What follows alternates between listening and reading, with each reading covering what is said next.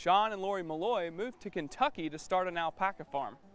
Their flock has grown, and now they are not only raising alpacas, but are milling fiber from folks from all over.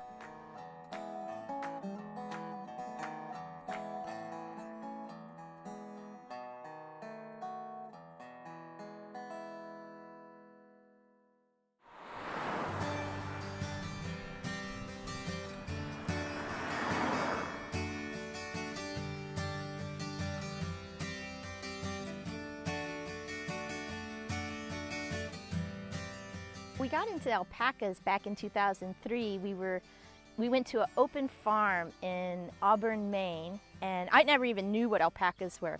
But we went to this farm, and I was immediately smitten by these alpacas. I fell in love. I must have alpacas. I mean, it was an awesome thing, and they were just beautiful, and Shawn kept thinking I was nuts.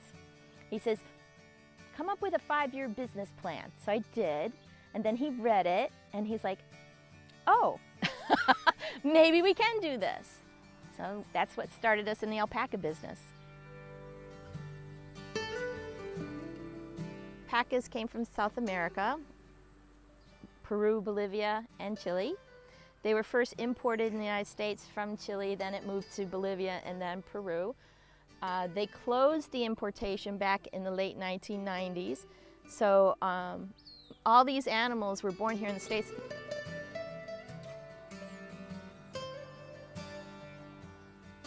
These guys have been domesticated for almost 6,000 years, about the same as llamas, and they've always been alpacas have always been used for fiber, for making clothing, and for meat.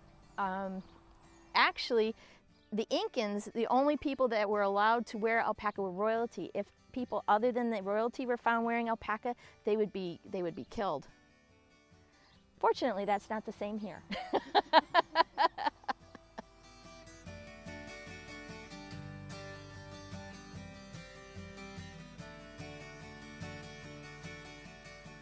We were looking for a move and moving outside the state of Maine, and we started researching throughout the country, and Kentucky caught our eye because of Kentucky being #1 for family farms, #4 for manufacturing, and the location. And within that location we have almost 2/3 of the populace within a day's drive. It just made perfect sense for us. First thing we do with incoming fiber is that we go through and sort it and grade it for the customer. And then we wash each run, and it will hold about 10 pounds of fiber. This can dry within a couple hours and take a couple days.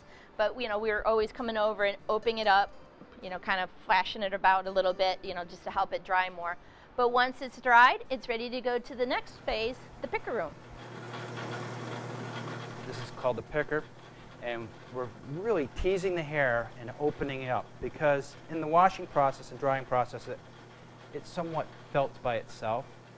And what this machine does is opens it up, as well as drops out more of the vegetation and dirt.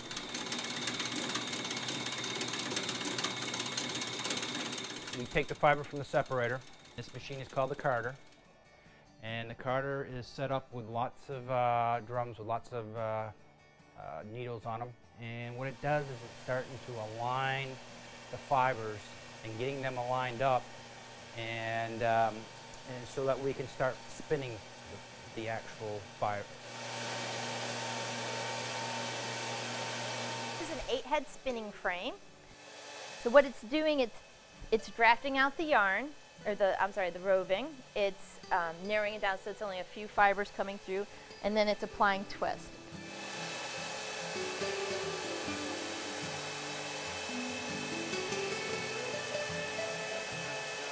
Our long-term goal is to make this an ag tourism destination. We're working right now to develop a farm experience and teach people sustainable farming based on the livestock with fiber animals.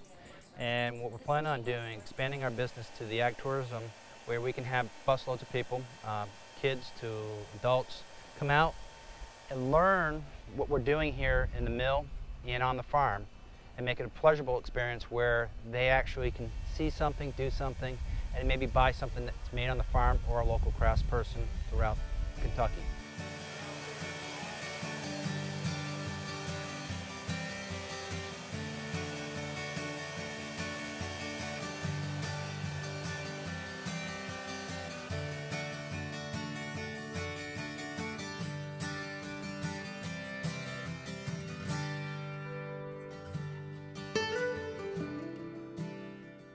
To me, being a Kentucky farmer is the beauty of it is that you have such a wonderful support group here in Kentucky. If you look around, we have cattle surrounding us on 3 sides. We have soybean in one field, we have corn on the other. Everybody is into the agricultural business here. I get a lot of support from our neighbors. They think we're crazy, but you know, they're all very interested to see what we're doing.